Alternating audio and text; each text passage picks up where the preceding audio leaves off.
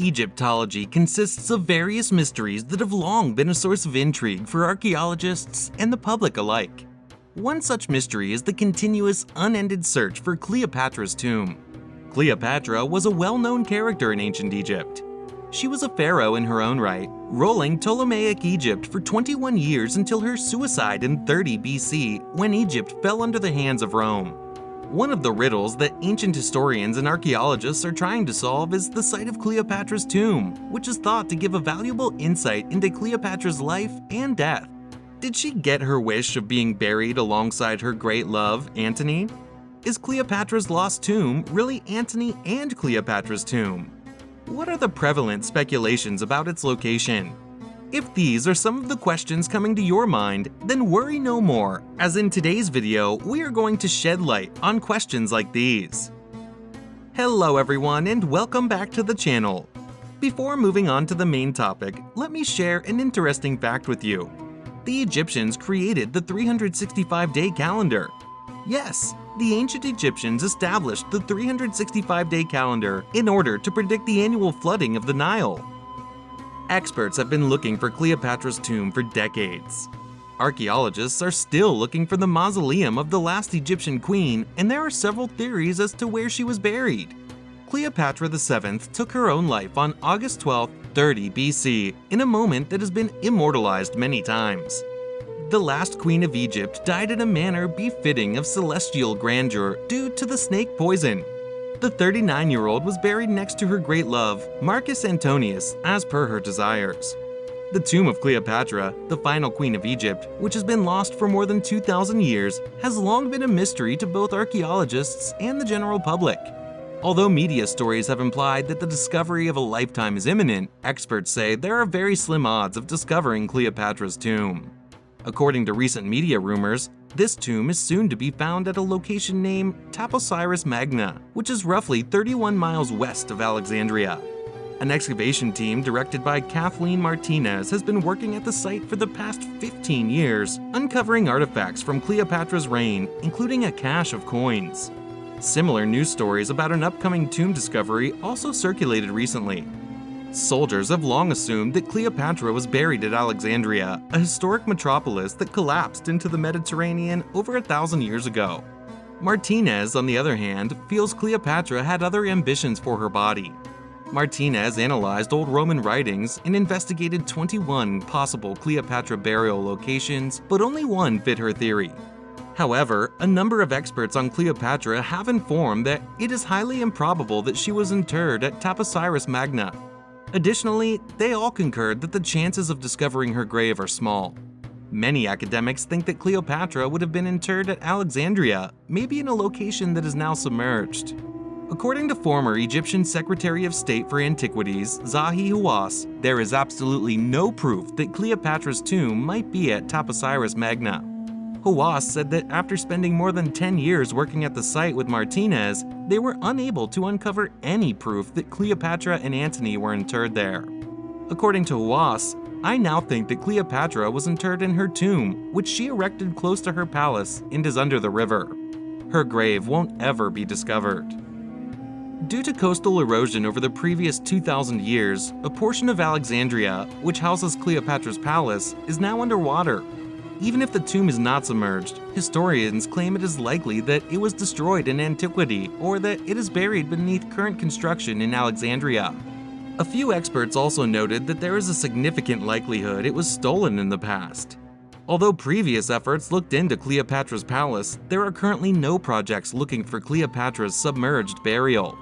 According to Robert Gerval, an emeritus professor of classics at UCLA who has extensively studied Cleopatra, it would be astonishing if it could have withstood the millennia of culture change and environmental destruction. Gerval said that even if it had not been touched by human hands, earthquakes and seas would have buried it or drowned it. Her mansion is undoubtedly submerged, perhaps her gravesite as well. The Ptolemies, a dynasty of kings derived from Ptolemy Soter, one of Alexander the Great's generals, were at their end with Cleopatra. Despite passing away in Babylon, Alexander was ultimately reinterred at Alexandria. Alexander's tomb and the tombs of all the Ptolemaic kings have never been discovered, despite frequent mentions in ancient literature. The problem is, according to Susan Walker, an honorary curator and former Sackler Keeper of Antiquities at the University of Oxford's Ashmolean Museum, we don't know where Alexander himself or any of the 15 Ptolemaic monarchs of Egypt were buried. Walker surmises that the tomb of Cleopatra would have been adjacent to those of previous Ptolemaic dynasty emperors. According to Walker, if Cleopatra's tomb and the tombs of the other Ptolemaic kings were built in Alexandria, they would probably be submerged by current construction or buried under it.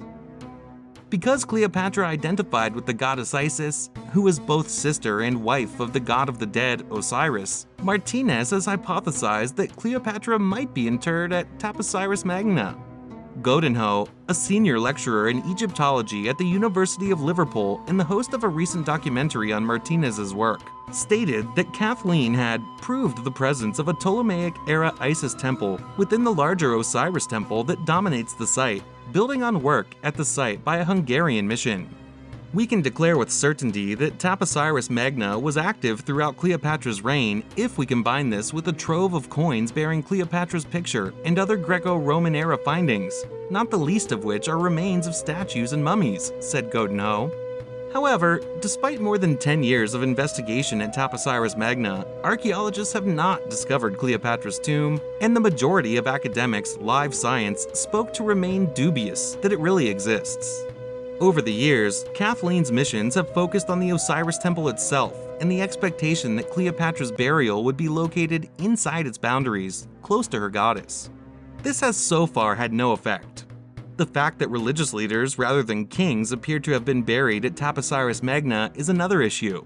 According to what we understand, high-status priests, rather than members of the royal family, are more likely to be the mummies that were discovered there, Walker added.